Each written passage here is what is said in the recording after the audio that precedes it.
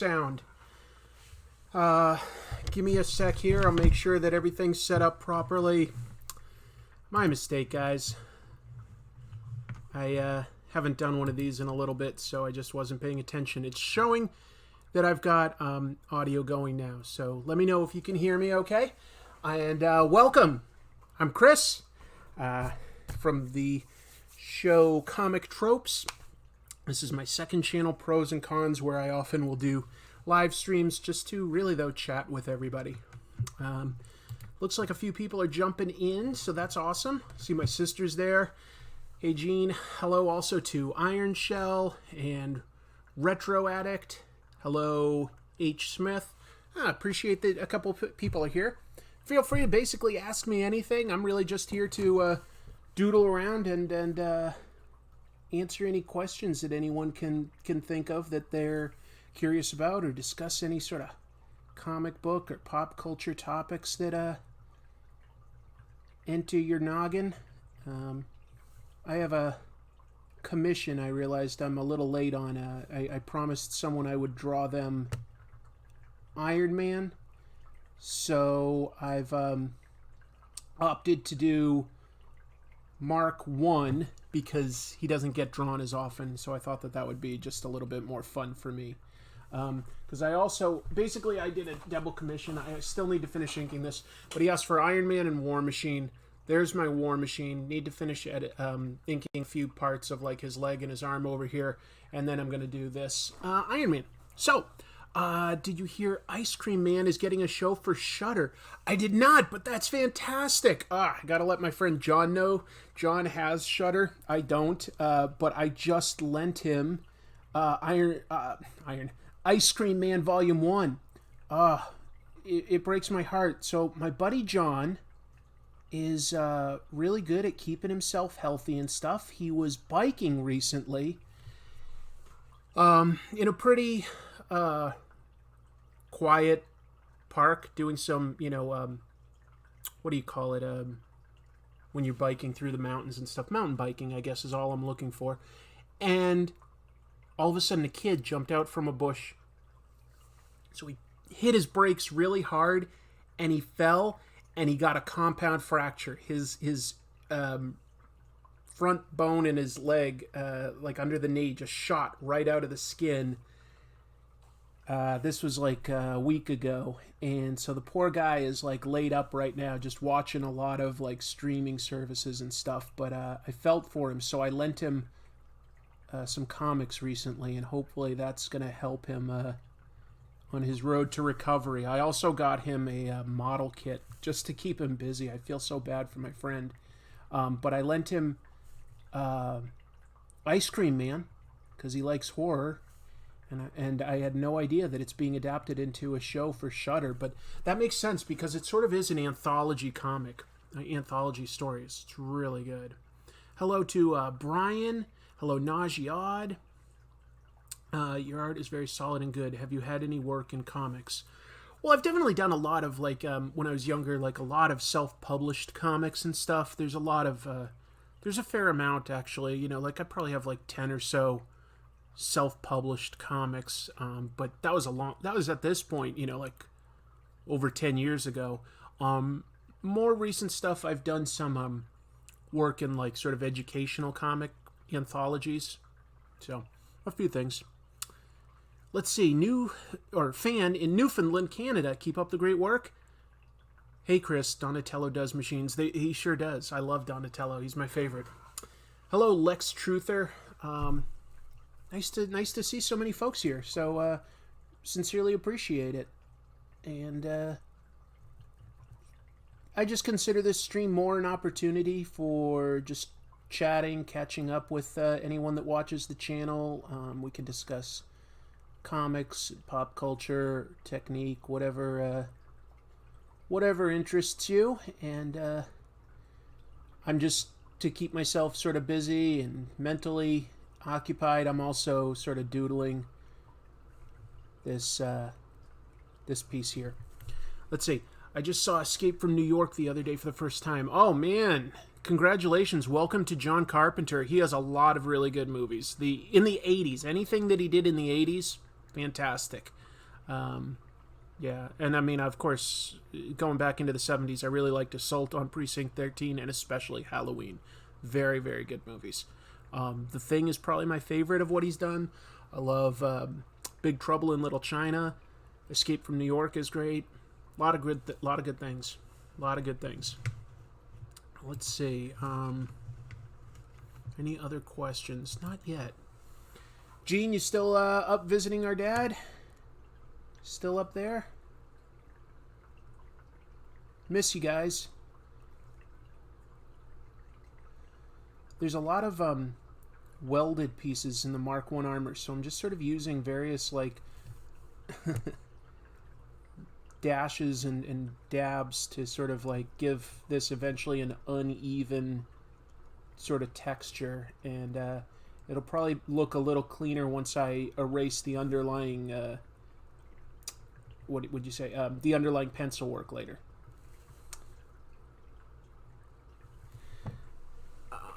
Oh, cool. That's awesome. Oh, They Live. Yeah, that's another great one. I love They Live. Hey, Jack, I'm doing pretty good, so thank you very much for asking. Let's see. I loved your video on colorists. Came at a wonderful time because I'm trying to learn it. I only pencil so far. Yeah, I've while it's only been self-publishing stuff, so it's not like I'm bragging, I have worked on like basically every aspect so that I want to truly understand what goes into each piece of making a comic book. So of course I've written and I've definitely penciled and inked, but I've also done coloring, I've also done lettering, and I've done some editing. I've done self-publishing just so that I've got an idea of what goes into that. You know, I've worked on like every aspect that I can. Anytime an opportunity arises to work on something, I've taken it just so that I can really understand and respect what goes into that piece of the craft.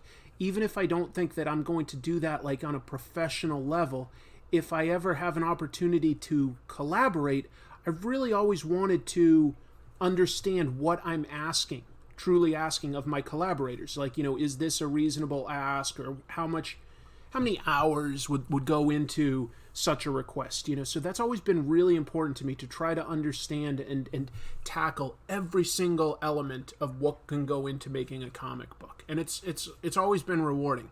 Let's see. I've got some more to say, but let me catch up on some of these comments. Hello, Dark Rays. I appreciated your video on Dwayne McDuffie. He's probably my favorite writer. Oh, good. Well, I'm glad that you appreciated it. That was a lot of fun to do. I really like Dwayne as well. Who's a favorite inker? That's a good question. I don't have a lot of favorite inkers, but I definitely know that in the 80s, Klaus Janson, anything he did, I was really fond of at that point in time. I like Scott Williams' clean lines, and what else? You know, I'm a little stumped. If Tom Palmer, back in like more the 70s and 80s, either inked or colored, he was great. Tom Palmer was. I do think that honestly, like in the last 10 to almost 20 years, there are less inkers that you will like recognize and know on a name basis, because I do think that there's been a bit of a trend towards having pencilers ink their own work. That definitely was not as much the case back in the day, because there was more of a focus of getting more content out, and you know, they'd want pencilers to do, you know, more than one book, but yeah, there's less inkers, I have to admit, that I know today. Back when I was a teenager discovering new comics, I could identify a lot of different inkers, but it's been a while since those days. So. What else? Oh yeah, I love The Thing. Cool. Something about the PlayStation 5. I'm sure somebody mentioned the new trailer for the Spider-Man Miles Morales game. Looks very cool. Looks very cool. Your coloring, lettering, distribution videos are great. Any more history of process video ideas? Absolutely. You know, I could definitely do a more modern take on distribution, but I'm waiting to see how some more things shake out in light of DC moving away from Diamond Distribution. So I'll have some interviews probably in the coming days with some comic book stores to get their opinions, but I may do an updated video on distribution at some point. I'd love to interview an editor or two to really drill down into what an editor truly does. I think that that's an underrepresented area of comics. There's a lot of great editors, especially at the bigger publishers, and to just really discuss what they do and what they do to help bring some comics to life, I think would be a pretty valuable episode. So I've definitely got ideas for more process videos. I'd probably want to do one on inkers at some point as well, because I haven't truly drilled down into that. So yeah, there's a lot, and I can always do more of things that I've already done. There's other letterers and colorists that I could go into. Favorite inker between Steve Mitchell and Murphy Anderson. I know Murphy Anderson. I have to admit I'm not super familiar with Steve Mitchell, so that's an interesting one. Where's Snake Plissken when we need him? Yeah. Hey, Seed Hill and Care Bear Comics. Nice to see some regulars. James Gleason. It's nice to see this. James Stewart asks, thoughts on DC leaving Diamond?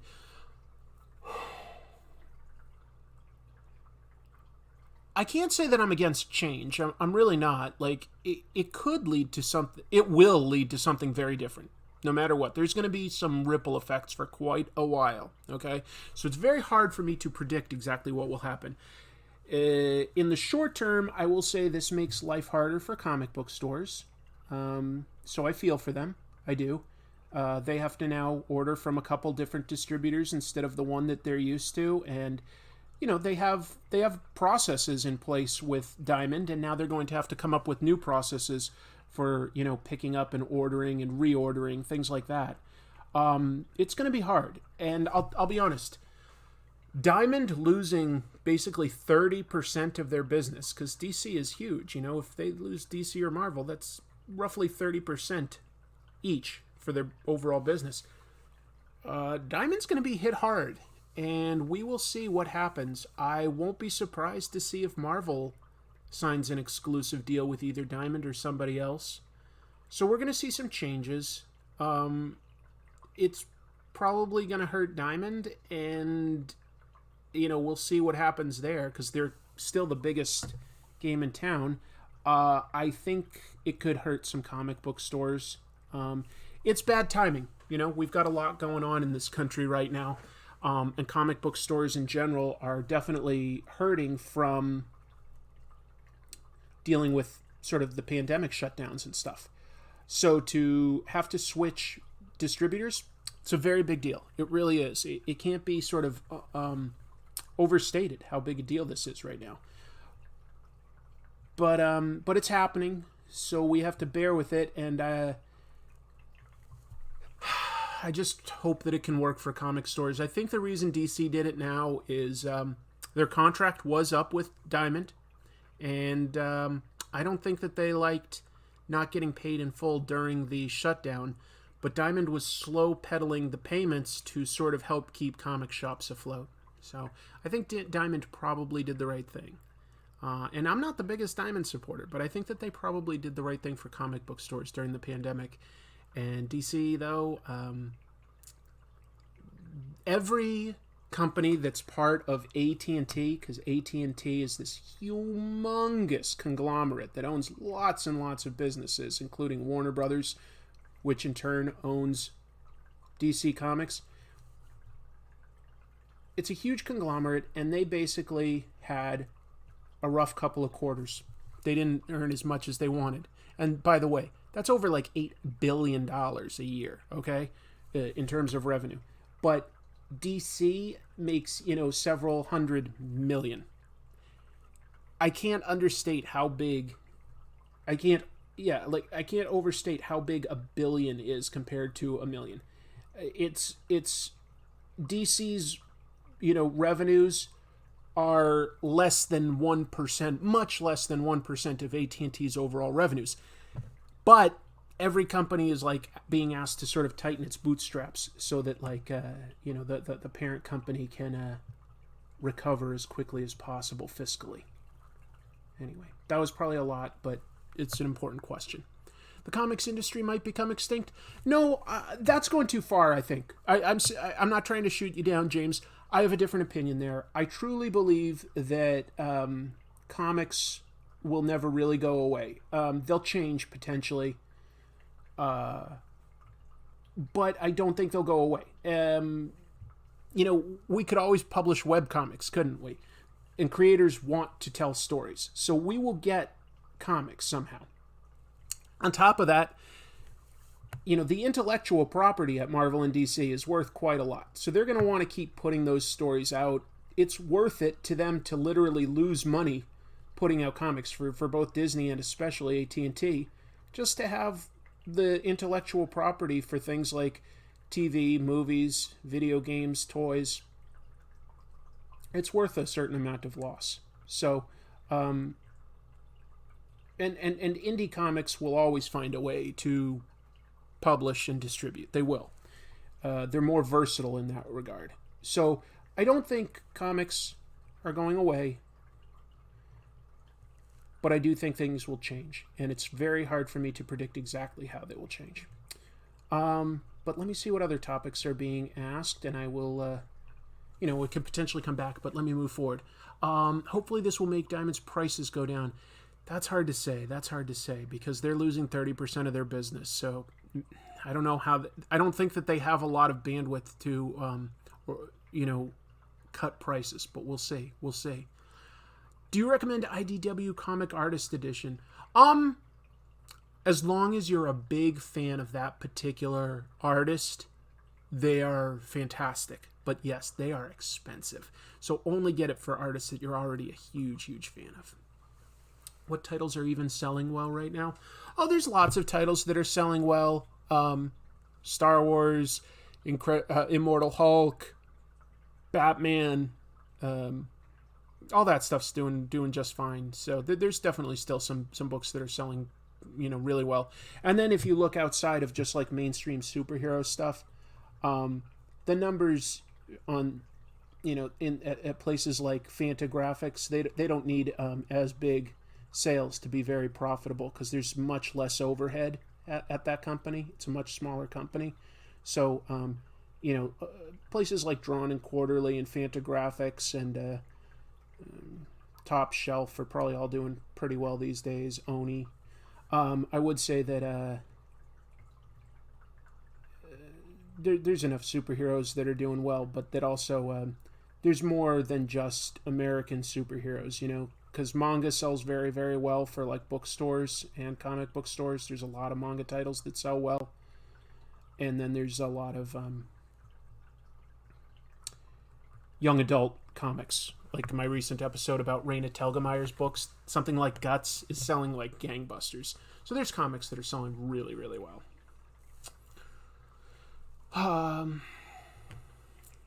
People are talking about Gotham High. Haven't read it, so I don't really know. I haven't heard an update on when Saga's coming back. Would love to know. Huge fan of both Brian K. Vaughan and Fiona Staples. They're amazing. So would love to know, but don't know. But I'm willing to be patient because I know that when they come back, it's going to be great. I seriously have like total faith.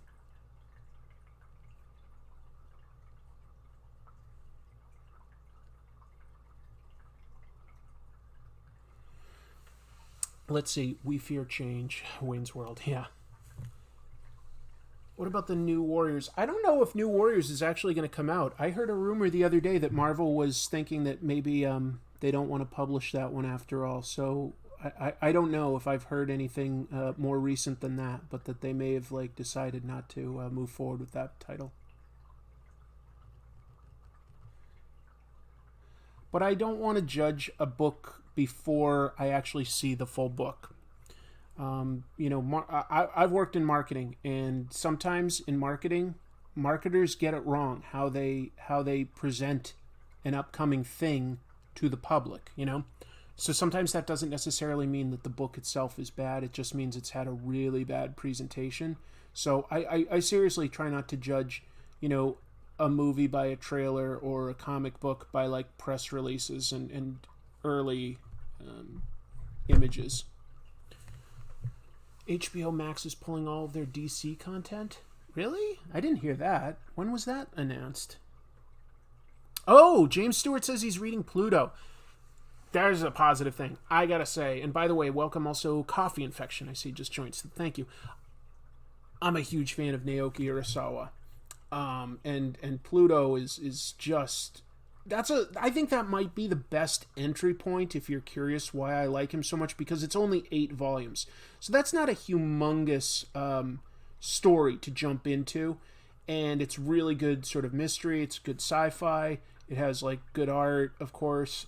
So Pluto is definitely, I think, a strong entry point into the work of mangaka Naoki Urasawa. Yeah, I'm a big fan of his work. I hope someday I could go to a convention and see him. That would mean a lot to me. And I look forward to the day that Billy Bat gets translated into English, just because I'm starved for new Naoki Urasawa content. I love his work. Love it. Let's see. Adam says, big fan of your channel. Thank you. That's really kind. I weirdly love Robert Venditti's Hawkman, and Chip Zdarsky's Daredevil is fantastic. Yeah, I haven't done an episode on Chip Zdarsky, and he's definitely like a modern creator I should probably prioritize doing an episode about. I know a lot of people enjoy his work, but of course not everybody is familiar, so whether you're familiar or not, like, it's always fun to get a fresh point of view, and yeah, I would like to discuss his works. I have to admit, I'm not super familiar with Robert Venditti, so sorry. There's some kind of infighting going on between WB and AT&T over DC licensed properties. What a mess. That's just a big company. That's just red tape. It happens. How do you see MCU Namor being portrayed? That's a good question. Namor has always had a villainous streak, right? But personally, I do like Namor best when he's being a hero. But I also like that he's sort of an arrogant jerk. I find that a character flaw that makes him unique. He's probably the most arrogant and brash, and therefore, like, very tough to like sometimes, hero. If they used him in the MCU, they definitely have to get him as some sort of an anti-hero where he starts out, like waging war against maybe like, America or something because we're polluting too much. But then you drill down and it's Roxxon or something more specific, and he steps up and learns that like he can be a hero and that he likes us and stuff like that. So it's a fine line to walk. I have to admit, I'm a big fan of Jonathan Hickman, usually the writer, and he used Namor in Secret Wars, and really what I'm more talking about is the Avengers comics that led up to Secret Wars. And he really turned Namor into more of a villain. He didn't outright sort of kill people, but he teamed up with like Thanos and some other supervillains to survive and to protect his people, which is sort of what a king has to do. A king doesn't always have the right to be noble. But I didn't love how dark he went. It's a tough road to come back from without sort of doing the cliche soap opera thing of saying like there was a bit of mind control involved or something along those lines. So Namor right now, but you know what? They've done that with Iron Man. They've done that with Cyclops. Sometimes characters just sort of get turned into total jerks. That's the nicest way I can put it. And it takes a while to walk that back and sort of make them likable again. It's a big challenge. Sometimes I do think that they go too far. But there is something exciting visually about seeing Namor bring huge beasts and tidal waves crashing against our shores. I could see him doing at least one sort of calculated move to like, just property damage, no like, casualties.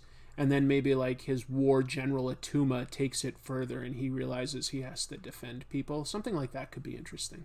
But we'll see. I'm not 100% sure if Marvel, Disney, owns the full rights to Namor for movies and stuff. I'm still not 100% sure they do. Let's see. We've got Watchful and Harmonious subscriber. Hello. Jojo, Rebel Leaf, Jack Jones. Yeah, they always retcon everything in comics. They do. That's the one thing. Like, people get so worked up about, oh, they've ruined this character, or I don't like Marvel, or I don't like DC these days. All I can say is, just be patient. If you're really that passionate about the character, be patient. It gets reset. At a certain point, I stopped really caring too much about how certain characters were represented because I really was more interested in following creators. And it's like, yeah, I like Spider-Man, or maybe I like Hulk. Maybe I'm not going to read everything with that character. I'm just going to wait until there's a creator who sort of gets to do their own take and has an interesting story to tell. I don't care too much as I've gotten older about the continuity of it all. I don't care about that stuff. That doesn't interest me. An interesting story interests me, and I can definitely sort of pick and choose what is in my headcanon for these characters. It just doesn't matter to me as much what, if somebody made Cyclops a jerk, but then in the next writer brings him back to normal, I'm fine with that. Namor is both a mutant and a hybrid, just to be clear. His hybridness is the fact that he can breathe out of water. That comes from having like a human a human mother and an Atlantean father. I forget now. I'm confusing it with Aquaman for some reason. That's in my head. But anyway, so that's what makes him a hybrid. The fact that he can breathe out of water, and the fact that he's sort of like just extra strong and stuff. That all basically comes from him just being a unique hybrid. But he is a mutant. The wings on his ankles, Marvel has said, are a mutation, and he has the X gene in him, and that makes him a mutant, just like all the X-Men. So he has actually been on the X-Men before, but that's it. Yeah. Have I read this Steranko's adaptation of Outland? Yes. I have read it back in the day, like 30 years ago or something. And it's really cool. I don't have it right now. I really want to do an episode about Jim Steranko, but I really want to talk about his Outland adaptation. The only way to get that, it's never been collected into a trade paperback. As far as I know, it's never been scanned and put online, like in any sort of digital package. So the only way I could do that is if I go collect all the old heavy metal issues that it was serialized in, which I guess I'm going to have to do because I really do want to talk about that. I really, really do. It's really interesting, and if I'm going to talk about Jim Steranko, I just think it's an essential component to what I want to talk about. So that's going to take me a while to get those issues. That's not going to be easy. I have not read the He-Man Mini Comics Retro Addict. I'm sorry. Hello, Marvel Boy. Namor was actually the original Aquaman. He was around first. Yes, Namor was around quite a bit before Aquaman, actually. Namor was one of the very first superheroes. Very early, very early. Human father, Atlantean mother. Okay, so just like Aquaman in that regard then. Okay, I couldn't quite remember. Namor's father was human. It's been a while since I read his origin and stuff. What are my thoughts about the Spider-Man PS4 sequel? I love that game. So I'm totally jazzed for a sequel. And I really like Miles Morales. So sign me up. That definitely has pushed me strongly towards getting a PS5 towards launch. The only reason I wouldn't, really, is I have to admit I don't have lots of time for video games because I dedicate a lot of my free time to doing comic tropes. I've got a full-time job, so the free time that I have, like, it's very precious to me. Doing something like this, a live stream, it's a big deal these days because as soon as I finish this, I plan on editing some interviews that I've done for comic tropes, and I need to start working on some more of the next episode. I've got a lot of stuff to do. It is available in French as a trade. I did not know that. I would be willing. Oh, it's sold out. Yeah, I would be willing to get a French trade and just get some help translating that. No, I was never unemployed, just to be clear, Jason. I was furloughed. That means when the company basically can't afford to pay you, but they're not letting you go. So that's what was going on there. It means I still had my benefits and I had my job when they needed me, and they needed me about 2 weeks ago. So I'm back to work. So yeah, that means I have less time for comic tropes, but it is what it is.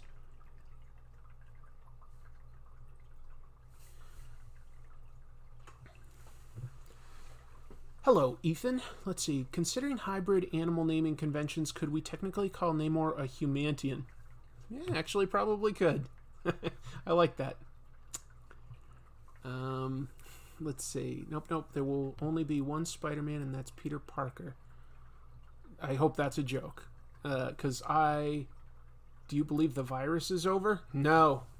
So I have to admit, I'm definitely personally pretty stressed out about being at work and sort of having to interact with customers. I think we have some good methodology in place. I do for being safe, but I'm nervous. I am.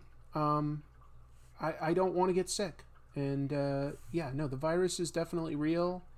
I trust science. I trust reading the CDC updates, and the virus is not gone. People got impatient, and politicians decided we needed to open everything back up again, but they didn't do it right the first time. We were never we let the virus get too far in the first month, and it's around, and yeah, it's very stressful. It's very stressful. Are you able to wear a mask at work? Fortunately, I have to wear a mask.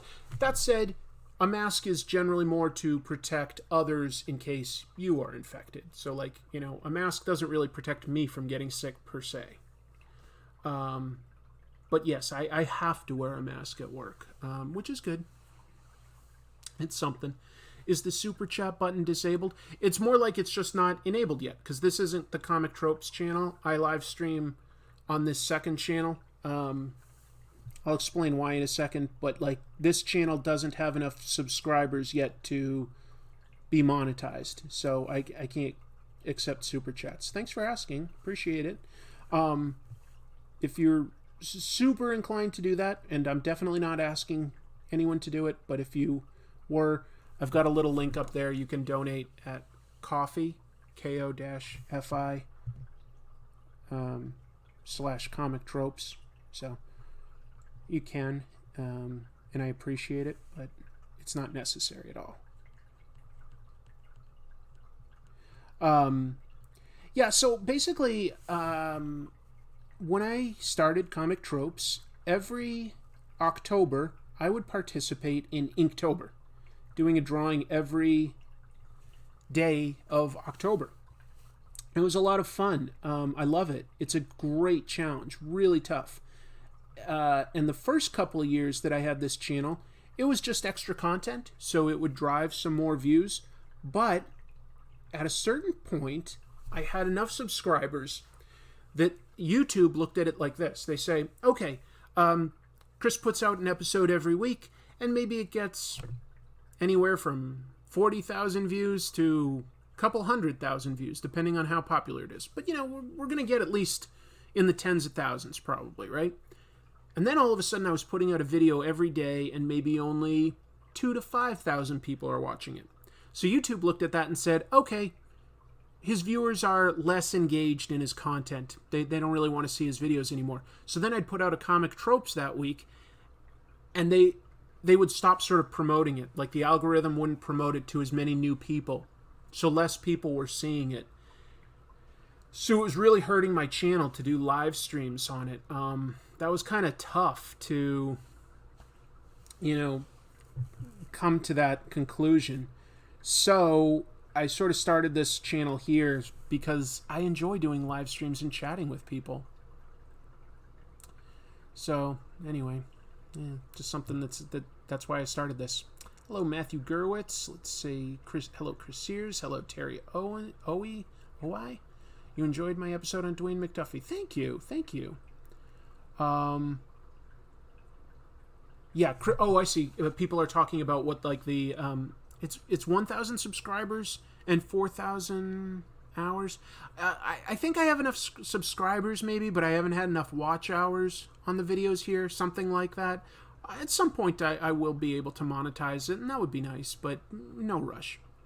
You enjoyed my collab with Sal from Comic Pop. Are there any other collabs with comic YouTubers in the future? Don't have any specific plans right now, but never say never. I really love Godzilla Mendoza. I think he's a great guy that produces great content, and he seems to always be up for wearing like a Spider-Man costume in my videos, so I wouldn't be surprised if I do something with him. I'd love to be on his channel if he ever wanted to talk about a certain video game too, so that's a possibility. And I get along really well with Matt Draper. I really admire what he does. He's a great editor, by the way. Like, between the two of our channels, his videos look better. He's a better editor than I am. Thank you, Ethan. That's really kind of you. That's really, really kind of you. If someone is starting out on YouTube, do you recommend lots of live stream easy videos or weekly, monthly, better edited ones? I don't think that matters between those two, Rebel Leaf. I think what matters more is being consistent with whatever you decide to do. So if you're going to do some like live streams, I'd have them at a consistent time on a consistent day. If you're going to do sort of weekly or monthly better edited ones like you're saying, just again, like keep to a consistent schedule for quite a while.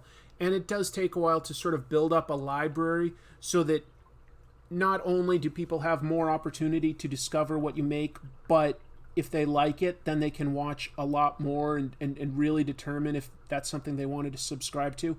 That takes a while, to build up a library. But I think it is an essential step for any new channel is to essentially just be patient and be consistent. I hope that helps. Because I had to be very patient to get where I am now.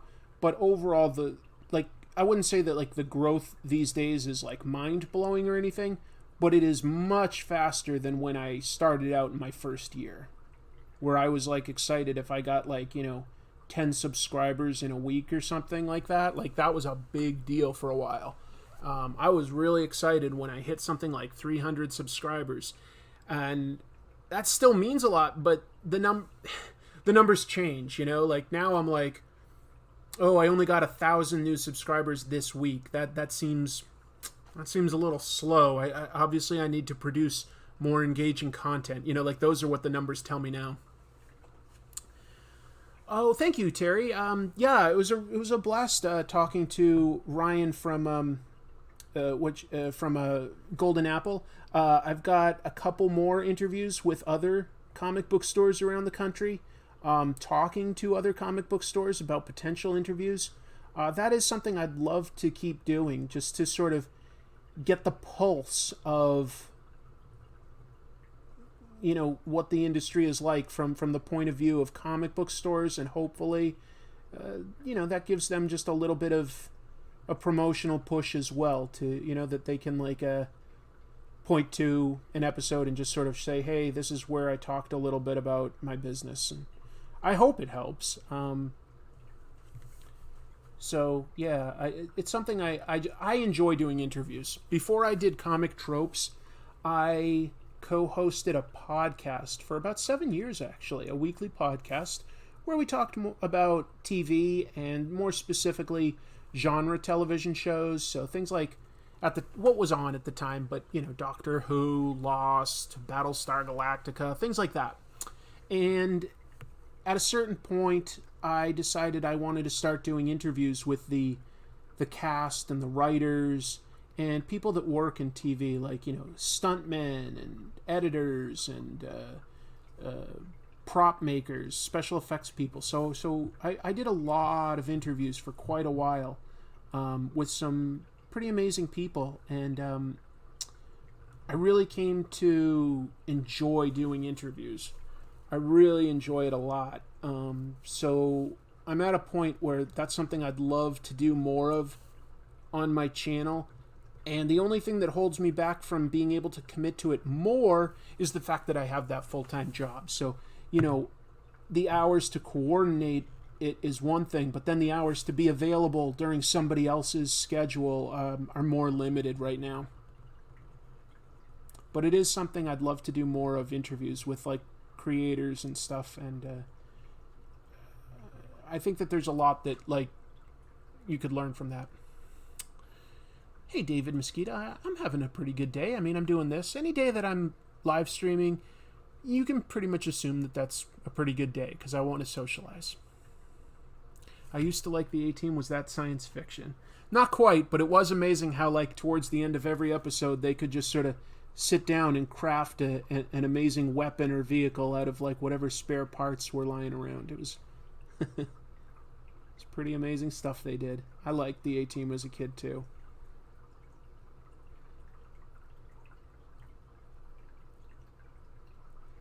Great theme song. Everyone liked Mr. T. Mr. T was great. I liked the whole team. My favorite as a kid was Murdoch. I don't know. He just seemed really funny to me as a kid. Let's see. I just finished watching your Dwayne McDuffie video. Great content. Well, thanks for watching, David. Appreciate it. Always appreciate it when people watch it. Fave actor you feel are typecasted, but that's why you like them. A typecasted actor that's why I like them. It's harder to say these days because I don't think actors get typecasted as much. I think it was more of a back in the day like they did with like TV and stuff like that. I'd have to give that some thought. Nothing's hopping into my mind right now. Murdoch was hilarious. Murdoch seemed hilarious to me at the time. Although I guess they were sort of playing being mentally ill for laughs, which maybe is questionable, but it doesn't matter. It was funny. And he was a hero, so can't be too upset.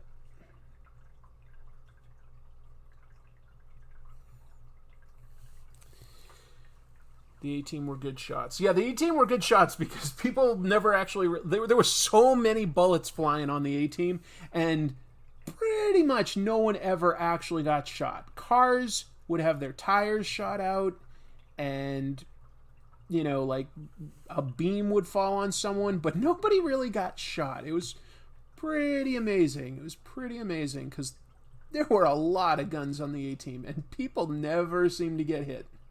Good or bad. It's funny looking back at that stuff. I ain't getting on no plane. And I love it when a plan comes together. Paul Giamatti. Paul Giamatti here. You need somebody to look like they just fell out of a trash can? Yeah, I'll play that role. Paul Giamatti.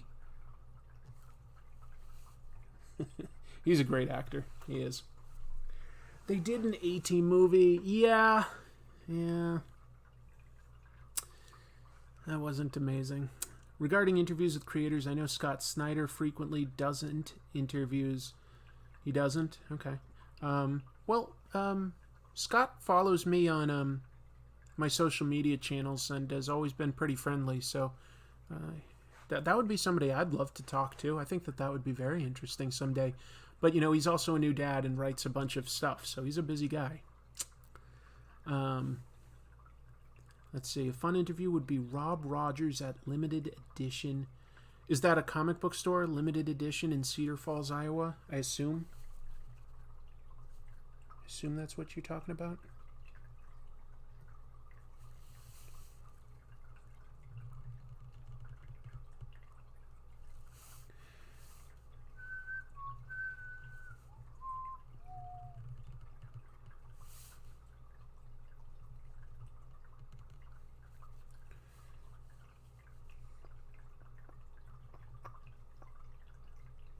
Now I've got the A-Team theme in my head, but I can't whistle more than a couple notes. You're literally YouTube will like demonetize it. Oh, wait a minute. I'm not even monetized yet, so what do I care? I just finished your Phoenix Jones video. Oh yeah, that was a long time ago that I did that one now, because that was like 3 years ago or more. Phoenix is an interesting guy. He's apparently back at it. He's been showing videos of him going down into the city and wading into the thick of things. I don't know beyond that. Like, I don't talk to him regularly, but he's an interesting guy.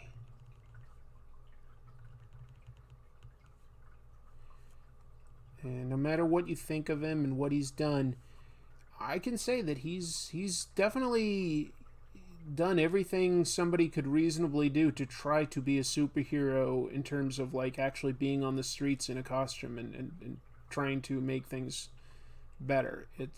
I'm not convinced that it works, but it is interesting. It is very interesting. I don't know who Warlord Raz is. Sorry. You're upset that a newscaster goofed on me? I don't remember being... Oh, are you talking about the ESPN documentary I was on? Where it sort of like said like that, like, not all of the superheroes are as fit as Phoenix Jones. That wasn't a flattering version of my costume that I was wearing with that sort of like correctional officer's vest. It did make me look kind of pudgy. I had a motorcycle jacket where I looked much leaner, so should have had that on, I guess. That's okay. For anyone that doesn't understand, I have mentioned this before, so it's not really a secret, although I haven't told all my stories. I did, for like about a year, patrol with Phoenix Jones in a superhero costume. I would break up fights, deliver first aid to people, find missing people, chase down drunken drivers, all sorts of amazing stuff. Stop property damage. It was a wild time, and I think I'd love to make a comic book about it, and just sort of like what I learned in that time. My superhero year, I want to call it. But I need to hire a really good artist. He was not selling coke. Let's be clear. Phoenix had Molly, MDMA, and I don't know where that stands at this point. I mean, he's out there, whatever. Thoughts on Nick Spencer's run on Amazing Spider-Man? Haven't read it yet. I'd love to read some collected trades. Love Ryan Ottley, so would love to give that a look. I think Ryan's a great fit for Spider-Man, going from Invincible. And so I am curious to read that at some point, but haven't yet. I don't have a lot of time to read comics every week, like on a monthly basis. What I have to do more often is get trades and collections and sort of read a story all at once. So, yeah.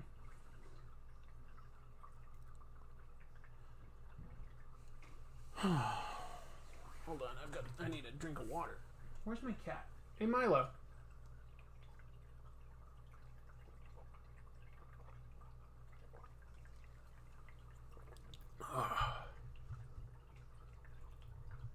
If you made the comic, you would censor all the black people for political reasons?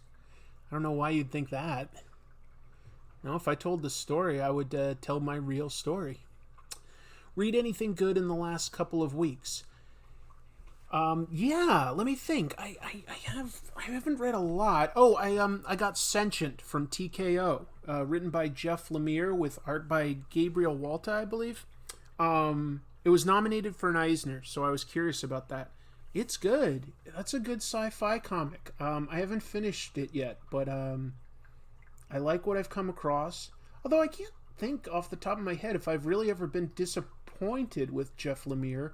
Not to say that I love everything that he's made, but I don't think I've ever read something and gone like, not for me. You know, I've always been at least entertained. if not, you know, inspired to think more about the topics that he's covered. So I read Sentient, and that was good. What else did I read lately? Oh, and I picked up Frankenstein by Junji Ito, the manga creator who does horror comics. What's really cool about his Frankenstein adaptation is it doesn't take any liberties. It's a straight adaptation of Mary Shelley's story. So very cool, very creepy, very very good, very good. I think you'd have a pretty good comic on Indiegogo. Yeah, I don't know. I mean, maybe I probably could. I think that I've got like a fan base that would do that, but I think I'd rather deal with a publisher. There's more advantages to that. Yeah, it's a possibility. But the first step I need to do is to hire a really good artist. I don't think I want to draw it myself. I'd want to write my own story, but I don't think I'd want to draw this comic telling my story. I think I need somebody that probably has a different style than me. That's what I have in mind.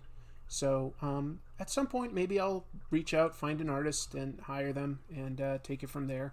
That would be nice. I think that could be cool. I've got a lot of ideas for comics, so it's possible someday I might go for it. I don't know Suhiro Maro. No, I don't. I talked about Terry. I talked about DC and Diamond towards the beginning of this live stream.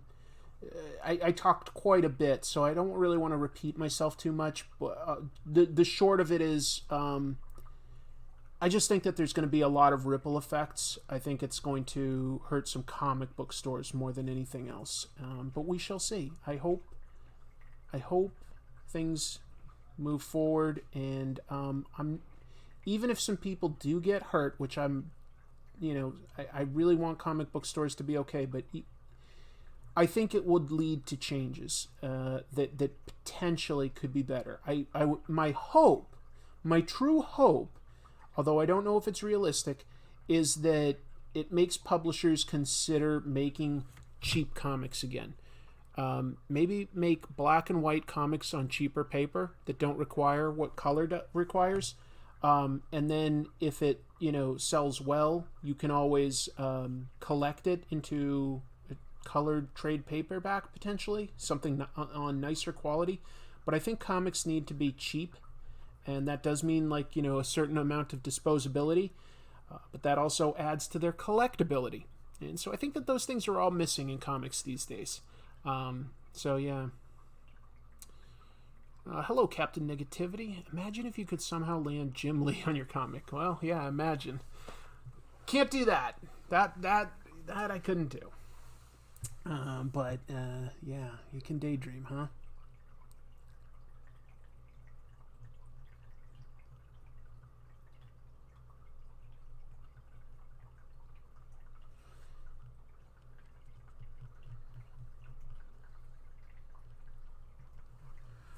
Oh, I have been short of breath all day.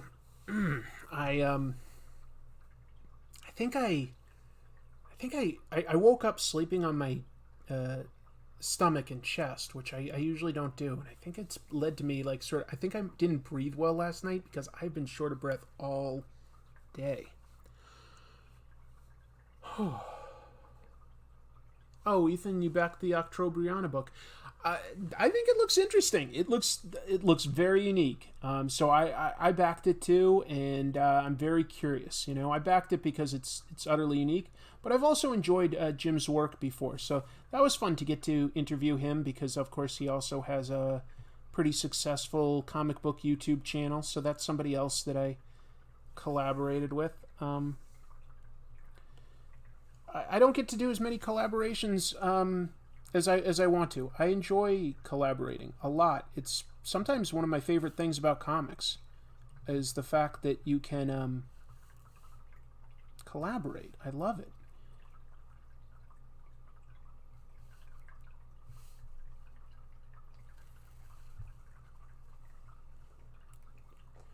do you think it'll be the same as when Marvel left Diamond? I don't think it'll be quite the same, but I think it will have ripple effects that are close. I do. It's 30% of Diamond's business going away. That's humongous. So we'll see how Diamond handles it. Yeah, I saw the little Bill and Ted 3 teaser. Definitely looking forward to seeing that. Enjoyed those movies, both of them back in the day. And I guess those guys are legit friends and have been ever since they made the first one. So that's kind of sweet that, they're still doing that. These days, I will say, Keanu without a beard looks strange to me. I'm like, wow, he needs his beard.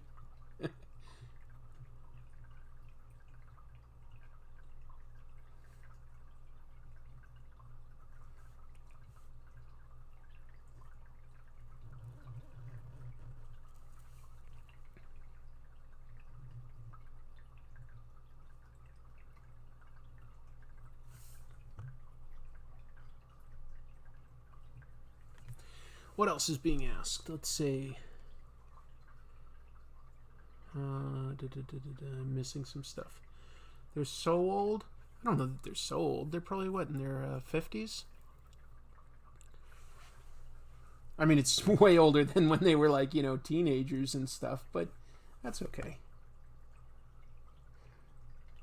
I think that they both look fantastic for their age. I'll say that. I do. I think that they both look really good. They don't look like different people, and they haven't gotten fat or anything. So I think they look great. Hello, RW. Let's see. What's the reference to Marvel leaving Diamond? Oh, that was just, DC has left Diamond. And so, we were just talking briefly about how in 1997, I want to say, Marvel had made a move. They decided not to use Diamond at the time, who was the main distributor. And at that point, there were about 4 big ones and a couple small ones. Marvel bought the 3rd biggest distributor. It was called Heroes World, I want to say. With the idea that would save them money long term, that they would distribute their own comics with their own company, which is a fine idea. But in practice, it did not work at all. What in fact it did was it took away nearly half of Diamond's business and a bunch of other distributors like Capital City that were around. It took away a lot of their business. And the fear and panic led to the existing distributors at the time all trying to sign exclusives with companies like Valiant and... No, Valiant wasn't around then, but Image and...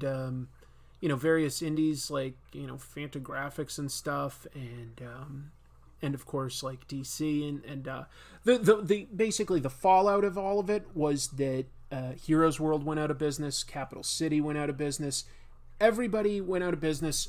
Diamond just happened to be the last one standing, so eventually Marvel went back to it, and that's what sort of led essentially to them having a monopoly. Before '97, there was not a monopoly. To be completely honest, I only really read Marvel titles, but I'm looking to get into more indie stuff. Any recommendations? It depends on whether you're looking for funny stuff or, more true crime stuff or real life nonfiction stuff. It really depends on what you're looking for. I will say that one of my favorite small press publishers is Fantagraphics. They put out a lot of good stuff, but it really depends on what you're looking for. So that's my question anytime someone's like, what comics should I read? I'm like, there's so many comics out there that's almost a loaded question. It's like, you got to tell me some more about what you want to read. People wouldn't just go these books look interesting. Tell me where to start with books. Or, hey, I hear this music stuff is catching on. What music should I listen to? So it's hard. Astro City's pretty darn good. I think you think that people in their 50s are more... What you're describing, Jack, sounds to me more like people in their 80s. But that's me. Robert Downey Jr.'s in his 50s, and I don't think he looked that old as Iron Man or anything. Chrissy got me a snack. I love it. This is just like generic stuff from Walmart. The Cajun trail mix. Oh my god, it's so good. This stuff's addictive. Steve Bissette. If you like Steve Bissette, first of all, he takes over Swamp Thing when Alan Moore leaves. He wrote it. So read that. And then, Tyrant, I want to say, was one of his better books. Let me make sure I'm remembering that right, because this is thinking back to the 80s.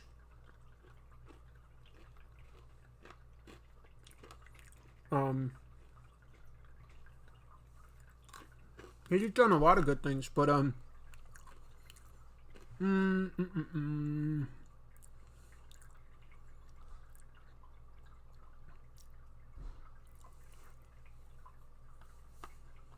yeah, Tyrant. Tyrant is a biography of a Tyrannosaurus Rex. It's really interesting. It's really good. I was right that I was remembering that. So that's the next thing I would recommend. Image Comics' 1963 is kind of interesting. But, yeah, you have to really look deep. You have to look really deep. Care to share that trail mix? I would if people were here.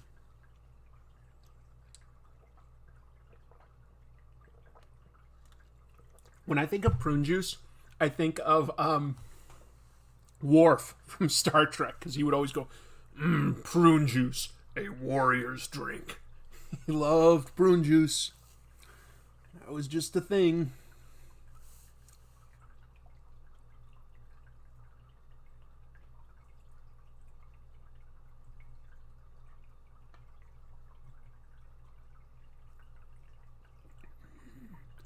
A warrior's beverage. Okay, Worf.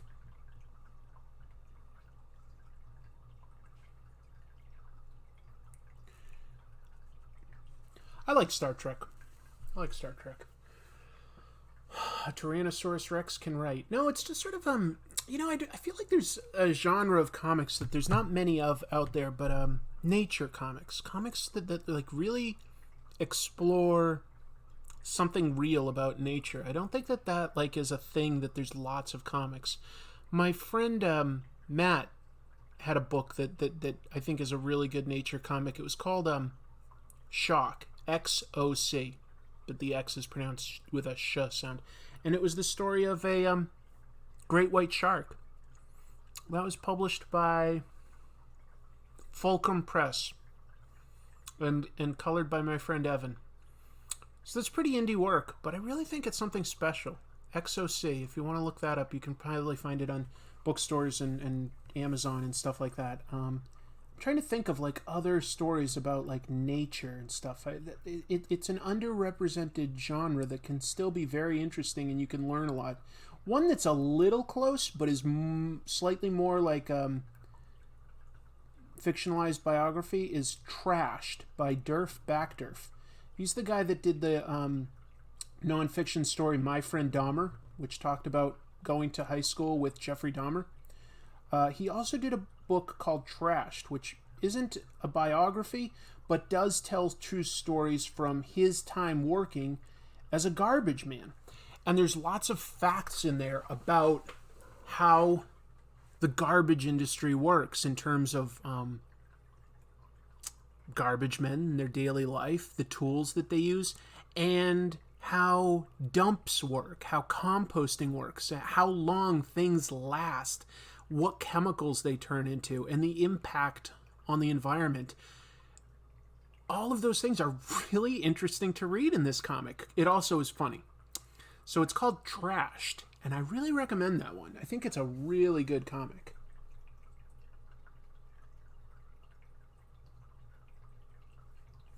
I like comics that are like sort of from lesser known genres, I guess. I like to try different things is all I can say.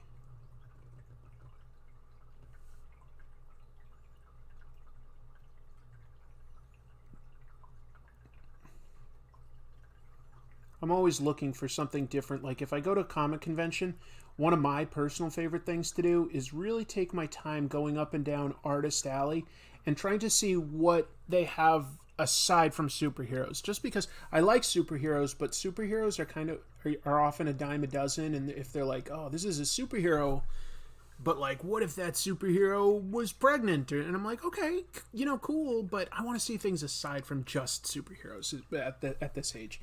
So yeah, I love exploring and trying to find lesser represented stories. That's something that excites me. Is all I can say. Is I love to read things that I've never read before, and see how people use comic book techniques to tell those stories. I'm utterly fascinated with how versatile comic books can be. Like, you can tell so many types of stories. It's amazing. I'm a big fan of comic books, you see. Surprise. Have there ever been any Garbage Men superheroes? Can't think of a Garbage Man superhero. I can think of homeless superheroes, but that's not the same. That's just also people that might not smell good. Can't think of somebody that works as a garbage man. But that said, a person's job in comics has to be something usually that is relatable and can also sort of deal with life and death consequences and can have a really interesting and diverse supporting cast around them. And I'm not saying you can't do that with a garbage man, but it would be harder than, say, a reporter, a policeman, a doctor, even an artist, maybe. Toxic Avenger. Toxic Avenger is not a garbage man, but he was a janitor. Might be as close as we come. That's pretty close. That a janitor. Yeah. There was a garbage man wrestler, yes. Duke the Dumpster Drossy. That's true. My local Comic-Con is too small to have an artist alley. Really? The entire con can fit in a Red Lion banquet room. That is a pretty small gathering. I will say that. That is a small gathering. Whoops. Hold on. I just dropped a pen cap. What time is it? Oh, it's a little past 9, so I've been going over an hour. Darn, I was having fun. I want to keep going, but I do have other things that I need to accomplish tonight for, like, making the next comic tropes. So I'll give it another, 10 minutes tops, and then I'll, like, wrap things up. So just want to give everybody a heads up instead of just disappearing all of a sudden. But I'll probably wrap it up in a little bit. I'm really grateful so many folks jumped in, and that also that you're asking questions. That like helps make it easier for me to tell stories or just talk. So I always appreciate that.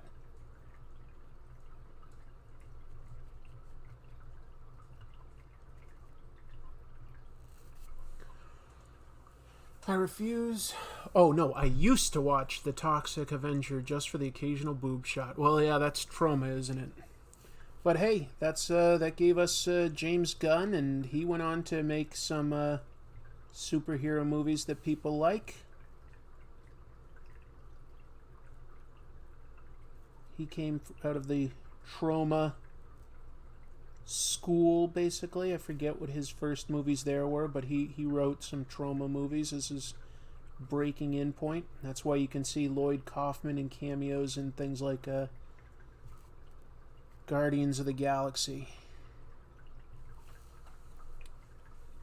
Iron Man is looking good. Well, thanks. I'm having fun with it. Having fun. Hope the recipient likes it. Fun thing about working in beat up metal is you can just sort of do random ink marks in a certain way as long as they're somewhat flowing or curvy, and they just sort of look like real dents and nicks and welds. So that's kind of fun.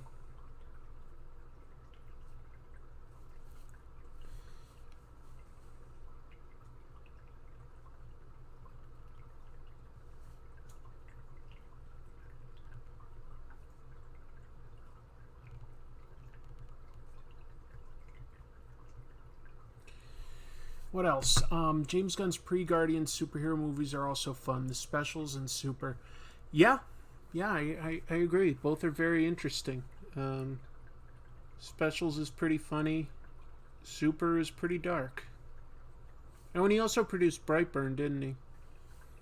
Brightburn was more like a good idea that like didn't have the patience to set up the characters and make you care about them. It just wanted to get into its premise of like, what if Superman was a psychopath? And it's like, cool, but it's only interesting if I actually care about the people that he's going after. Otherwise, it's like, yeah, cool, nobody can beat him. It's Comic Tropes on Twitch. Technically, I have a Twitch channel, but I'm not a partner yet because you have to get a lot of subscribers and do a certain number of hours. So while I have a channel, I haven't done much with it. Maybe someday if I get bigger, I'll have like a good idea of what I could do on Twitch. Right now, I have to admit, I don't have a great idea.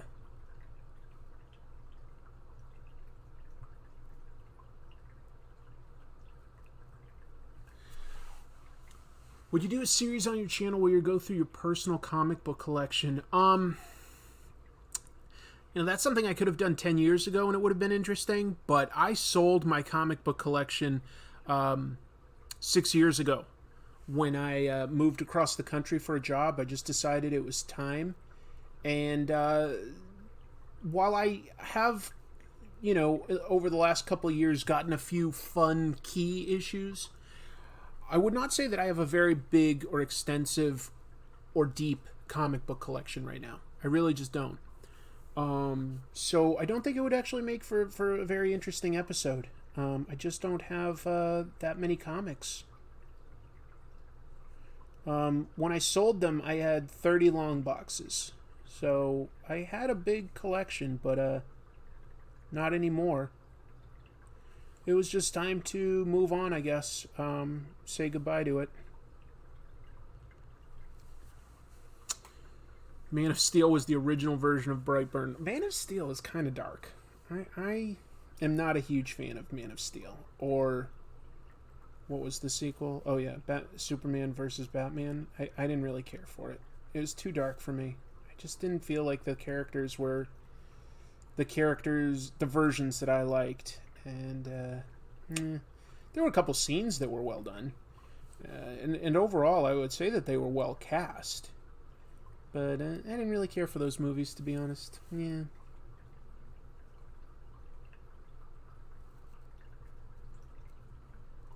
Brings me no pleasure to say things like that, but I have to be honest with my opinions or they don't count for anything. You wouldn't sell your comics for anything in the world? Yeah, but 30 long boxes was just too much. I was ready to move on.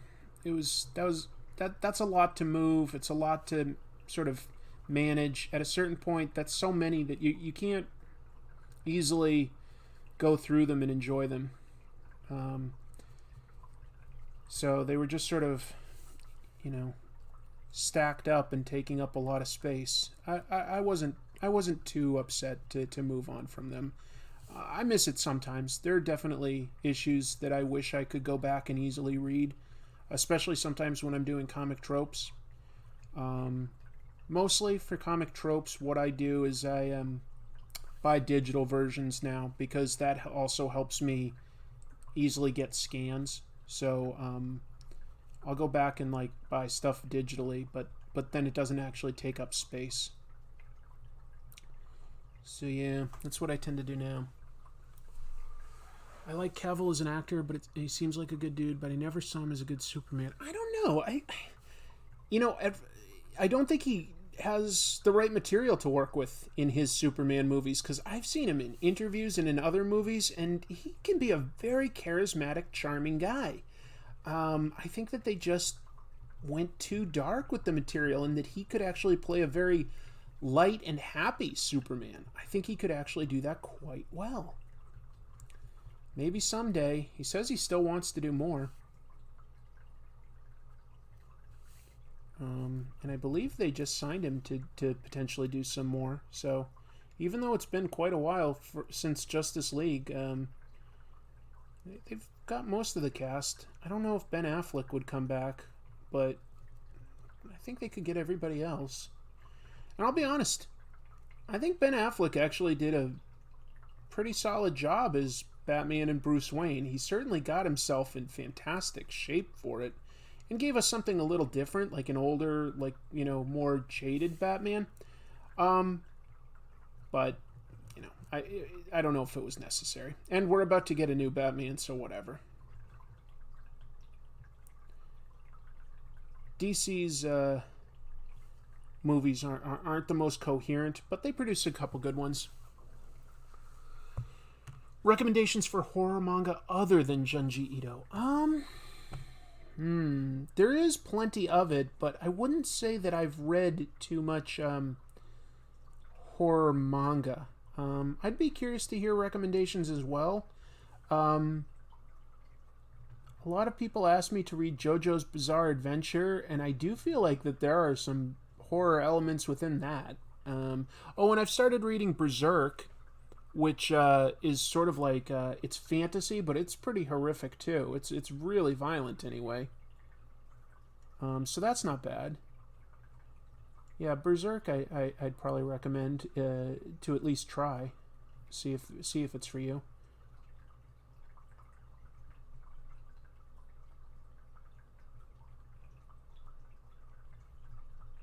I guess maybe I knew a little bit more than I thought. Yeah, I agree with you, Care Bear. I thought that he would never make a comic book movie again after Daredevil, because that was not a great experience for him.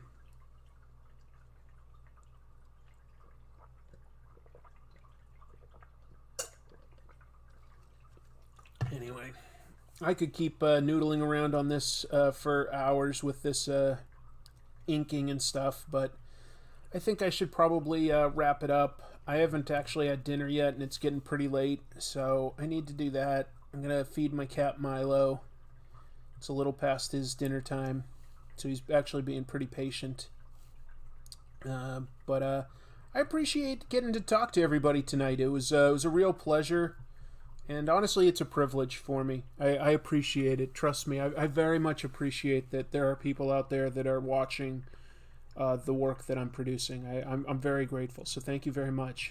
It makes it worthwhile for me to know that I'm not producing commentary in a vacuum, that people are listening to it. I don't even expect everybody to agree with what I say, but as long as it provides some entertainment value or gets you thinking, that means a lot to me. So just wanted to put that out there. I really appreciate it, so it means a lot to me. Thank you. Got some good stuff coming up. I should probably do a funny episode pretty soon. I've got an idea for a couple. So we'll see. I'm very tempted to do a total rant on a run on Man-Thing that I discovered yesterday. A viewer suggested it to me, and I was like, is this real? I never heard of it.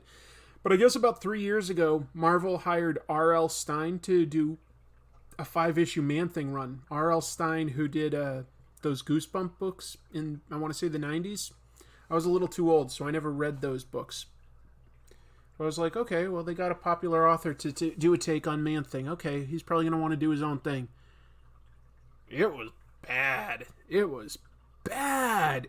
Every single panel is just a bad joke. And Man-Thing talks. Man-Thing is a monster. Man-Thing is just... If you want to do like sort of a classic monster, that's Man-Thing. Wow, I cannot believe how bad that take was and how unfunny it was. It's just really cringy, try-hard, like grandpa type jokes, and some of the jokes are like reused for some reason, even though they're not that good. There's a handful of jokes that'll like appear in issues 1 and 2 that also appear in issues like 4 and 5. I'm like, really? R.L. Stine did Man-Thing, so I'm really giving some thought to doing an episode on it because it was so bad.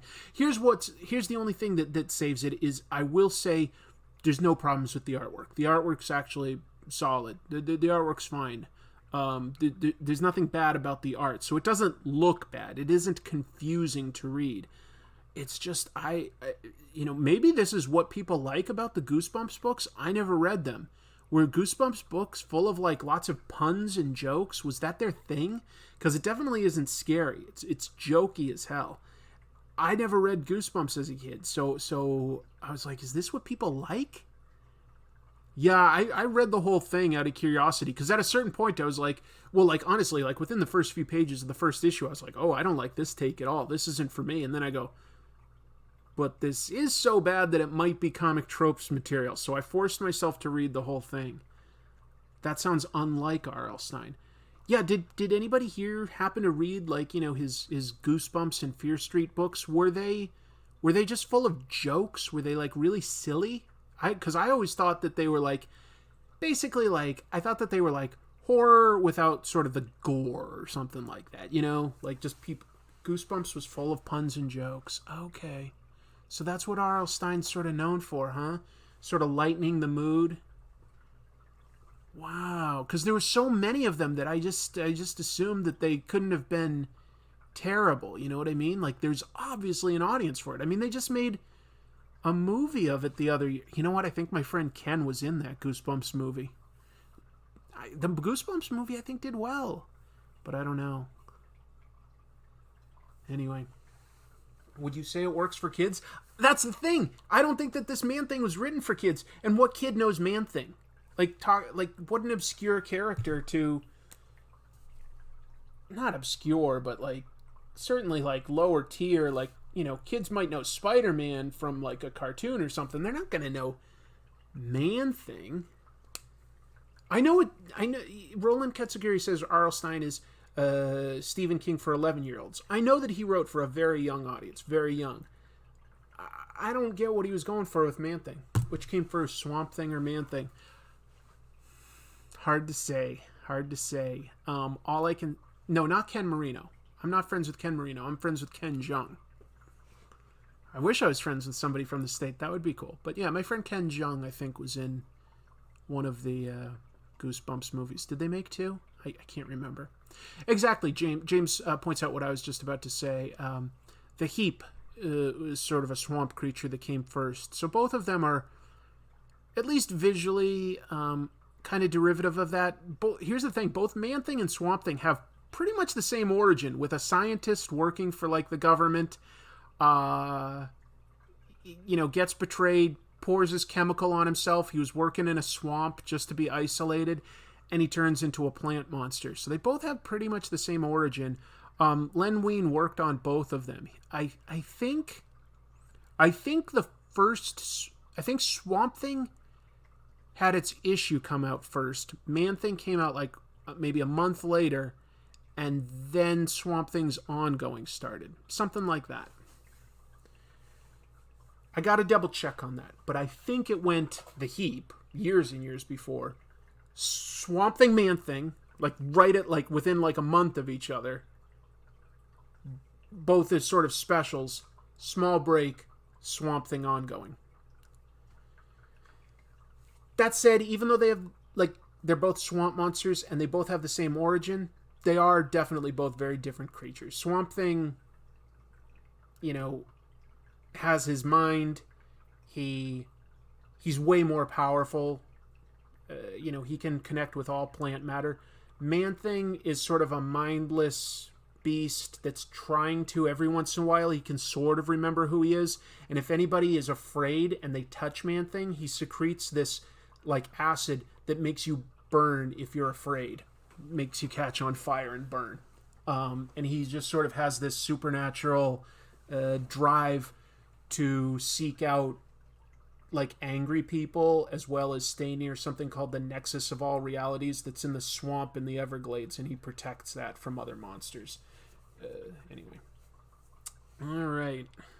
Well, I'm going to take off, guys. I appreciate your time tonight. I had a good time doodling Iron Man and answering your questions. Hopefully you had some fun chatting with me and each other. I really appreciate it.